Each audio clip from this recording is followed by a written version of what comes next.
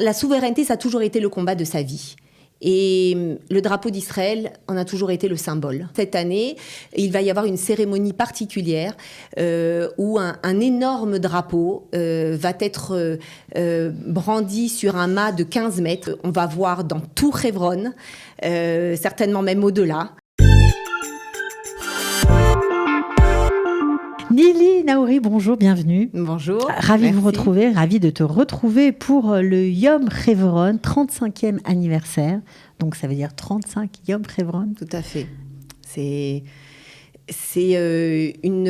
maintenant inscrit dans le calendrier de la ville de Hebron. C'est-à-dire les locaux sont au courant, les Français sont au courant, parce que c'est aussi pendant le rendez-vous sioniste de l'été.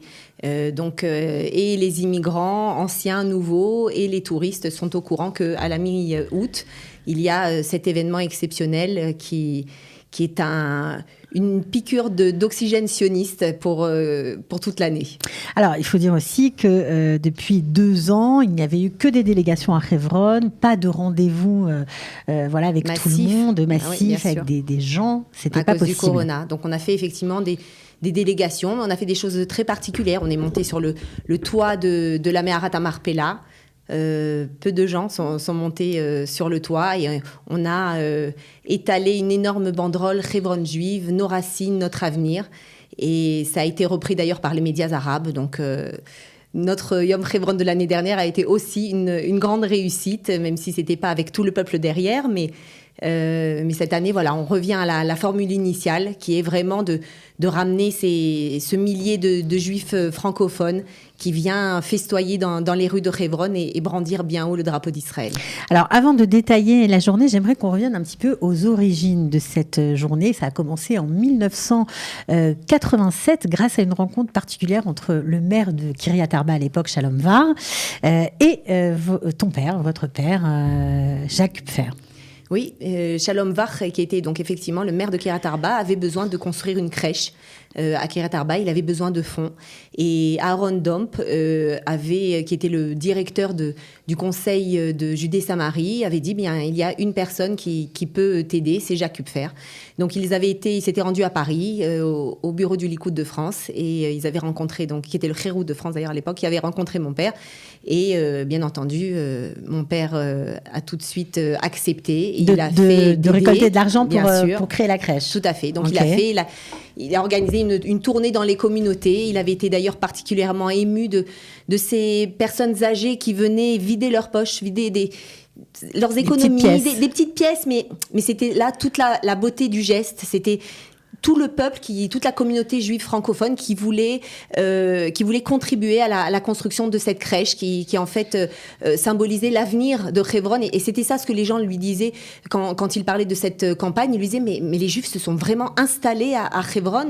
Et oui, c'est ça le message de la crèche. C'est qu'il y a non seulement un passé à Hebron, mais qu'il y a aussi un avenir. Et donc il fallait construire une crèche pour cette ville. Alors ça, c'était le démarrage de l'aventure, et ensuite, ça s'est transformé. Alors ensuite, il y a eu la Yeshiva Shavei Hebron, où il y avait, avec laquelle vous êtes toujours partenaire. Qui est notre partenaire depuis de très très longues années, qui a eu aussi besoin de fonds. Alors là, c'était pour agrandir la Yeshiva. Et là, donc, là aussi, ils ont été voir mon père, et qui, bien entendu, a aussi accepté de relever le défi. Et là, ça a été aussi quelque chose de phénoménal, parce qu'ils avaient besoin d'abord de vérifier si les fondations étaient assez épaisses et solides pour accepter un nouvel étage à la yeshiva.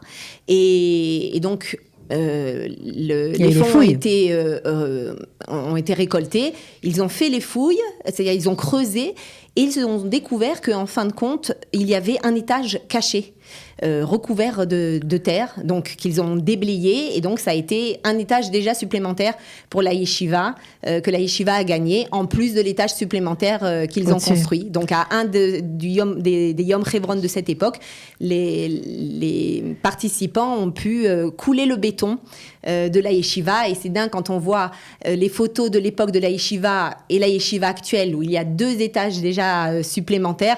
C'est phénoménal de voir cette progression dans la présence juive dans la ville des Pères.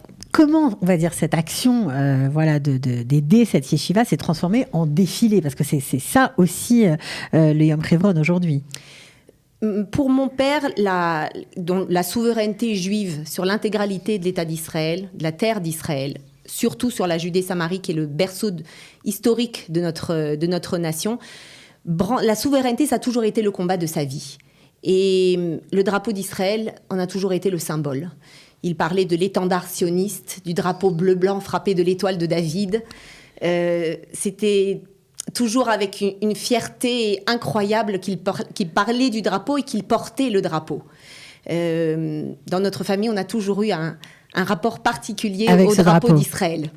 Et donc, oui, c'est tout naturellement que mon père a pensé au défilé de drapeaux qui se répète d'ailleurs dans beaucoup de nos actions. C'est-à-dire que lorsque on va aller au Kever Yosef ou au Kever au tombeau de Yehoshua Ben Nun, c'est avec nos drapeaux qu'on arrive. Lorsque on a été en Samarie, c'est avec un défilé de drapeaux. C'est-à-dire que le défilé de drapeaux est d'abord un moment extraordinaire d'enthousiasme sioniste. Et c'est notre message. Notre message, c'est de brandir le drapeau d'Israël. Justement, le point particulier de cette année fait référence à ce drapeau. On se souvient pour le dernier Yom Yerushalayim qu'on a vu au milieu de la liesse des participants Yom Yerushalayim dans la vieille ville, eh bien, des drapeaux avec tractés par des drones, des drapeaux palestiniens qui ont fait irruption. C'était la première fois que c'est arrivé. Et donc, cette année, vous avez décidé de mettre ce drapeau d'Israël comme un symbole, encore plus que les autres années. Le Yom Hebron a toujours été une réponse à l'actualité. Lorsqu'il y a eu le Marmara, on a organisé une flottille juive pour Hebron. Lorsque l'UNESCO a voté qu'il n'y avait pas de rapport, que le caveau des patriarches était en fait un site historique arabe, nous sommes venus pour réaffirmer que c'était le caveau de nos patriarches. Et là, alors qu'on a vu effectivement, donc pendant la marche de Jérusalem, mais aussi après, partout, dans nos universités, dans nos hôpitaux, dans nos rues, en plein milieu de Jérusalem, nous avons vu les drapeaux aux couleurs terroristes de l'OLP brandis par des Arabes qui sans vergogne, qui avaient une fierté, une arrogance incroyable de défier carrément ces couleurs terroristes, quoi. Tout à fait. Eh bien, nous, notre réponse, c'est ce drapeau. Et c'est la raison pour laquelle, cette année, il va y avoir une cérémonie particulière où un énorme drapeau va être brandi sur un mât de 15 mètres qui va être cloué au toit de la Yeshiva Shavei Hebron. Et ça va être un drapeau qu'on va voir dans tout Hebron, certainement même au-delà. Et ce drapeau, la Yeshiva Shavei Hebron nous a annoncé qu'il allait être dédié à la mémoire de mon père. Ouais, donc j'imagine que ça doit être très émouvant pour vous parce que c'est la première fois depuis que le Yom Hebron a été mis en place, qu'il ne sera pas là. Mais vous serez là tous, vos parents, enfin... votre maman, famille, les enfants, vous serez tous présents. On sera tous là, et puis même ces héritiers idéologiques aussi. D'être à Hebron, c'est le voir partout, parce qu'il était partout, parce que tout Hebron est vraiment très attaché de sa cette présence. ville. C'était vraiment sa deuxième maison. D'ailleurs, il y a un des locaux qui était venu à la Shiva, et qui nous avait dit que lorsque mon père marchait dans les rues de Hebron, on n'avait pas du tout l'impression que c'était un touriste, on a vraiment l'impression que c'était un maître des lieux qui faisait le tour du propriétaire. Donc voilà, c'est cette façon que mon père était vraiment, vraiment relié à Hebron. Bon, alors, cette année aussi, c'est une première, vous avez décidé de sortir un petit dossier spécial Hebron, un petit fascicule de quelques pages où il y a beaucoup d'informations sur la ville, où vous rentrez vraiment en profondeur. Vous ne vous contentez pas d'inciter à se balader dans la ville, mais vous voulez que les gens comprennent où ils marchent et connaissent mieux l'histoire de cette ville. Oui, c'est le but d'abord de cette journée, c'est de connecter la communauté francophone à Hebron, et c'est vraiment un pari réussi parce que depuis 35 ans, il y a des milliers ou des dizaines de milliers de personnes, de francophones qui sont passés par la ville et qui sont maintenant très attachés. Mais c'est vrai que lorsqu'il y a des gens qui n'ont pas encore été, eh bien, nous pensons qu'il est très important pour eux de mieux appréhender cette journée, de comprendre la profondeur de cette journée, l'essence même de Hebron. Parce que, de comprendre la ville, son histoire, oui, moderne et ancienne. C'est ça qui est très intéressant dans le fascicule. Hebron, c'est finalement l'histoire du peuple juif en condensé, parce que c'est l'histoire de nos patriarches, donc c'est véritablement là le lieu de la naissance de la nation juive. C'est aussi... beaucoup de... il y a toute l'histoire des conquérants au fur et à mesure des siècles qui sont passés, ce qu'ils ont fait à Hebron lorsqu'ils ont transformé la Me'arat HaMarpela en mosquée ou en église par les Byzantins. Bref, donc toute l'histoire de Hebron relate un petit peu l'histoire d'Eretz Israël et bien entendu les pogroms de 1929 qui étaient un événement terrible pour cette ville, mais également la rédemption par un commando de femmes et d'enfants qui sont rentrés en pleine nuit, dont la rabbinite Levinger, Yehudit Katsover, Geoula Cohen, qui étaient rentrées en pleine nuit dans le Beth Hadassah et qui ont dit « nous on bouge pas ». 10 femmes, 40 enfants qui ont vécu pendant 13 mois dans cette bâtisse, dans des conditions d'hygiène déplorables, mais pour exiger le droit de revenir à Hebron même. Bon, alors évidemment, on va vous donner tous les détails, ne vous inquiétez pas. Donc mercredi 10 août, c'est la grande journée. Date. Alors on peut participer, même si on habite à Netanya, à Ashdod, il y a toujours des bus. Il y a des bus de toutes les grandes villes, donc Jérusalem, Tel Aviv, Netanya, Bat Yam, Ashdod, Ashkelon, Ranana. On a rajouté Nahariya cette année parce qu'il y a maintenant une belle communauté à Nahariya. Hadera, je ne sais plus si je l'ai déjà dit. Bref, donc vraiment des départs de toutes les grandes villes. Dans le Shomron, bien sûr. Un bus du Shomron aussi est organisé. Donc, alors, on fait comment pour avoir les détails, les points de départ, les horaires ? On s'inscrit. Tout simplement. Voilà, on s'inscrit. Il y a un numéro de téléphone, le 02 94 10 144. Et il y a aussi un lien Internet. Donc c'est, on va le mettre sous la vidéo, le lien. tikchak.co.il, Yom Hebron. Vous pouvez écrire Yom Hebron inscription. Normalement, ça marche sur Google, aussi. Vous êtes censé tomber dessus aussi. Alors, le programme, voilà. Évidemment, on connaît le défilé des drapeaux, mais il n'y a pas que ça. Non, il y a des visites donc, sur les sites historiques de la ville avec des visites en français. Oui. Il y a...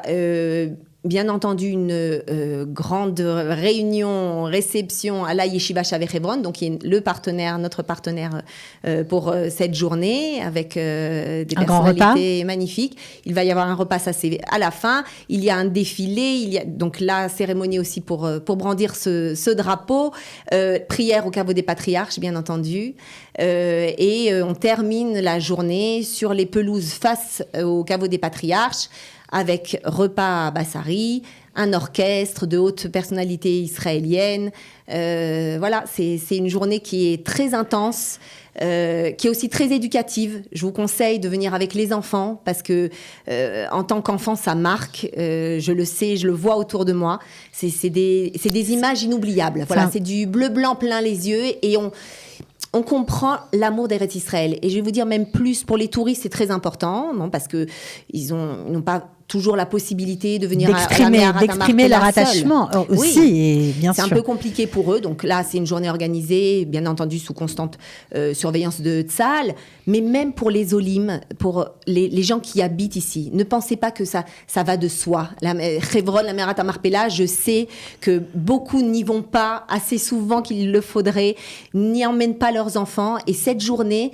c'est l'occasion. Oui, c'est une journée de sionisme pur. C'est une journée vraiment éducative, sioniste, et c'est très important d'inculquer ça à nos enfants pour que la communauté juive francophone en Israël aussi continue d'être la communauté la plus sioniste. Bon, bah alors en tout cas, je crois que le message a été entendu, Nili Naouri. Je rappelle que, évidemment, cette journée pour Hebron est organisée par l'association Israel is Forever et par la Yeshiva Shavei Hebron. Voilà, tout ça, bien sûr, à la mémoire de Jacques Kupfer. En tout cas, bravo pour l'enthousiasme et pour l'organisation. C'est pas facile. Vous attendez plus de 1000 personnes, je crois, cette année. Plus de 1000 personnes, ouais, voilà. Donc, vraiment, ça promet d'être festif et magnifique.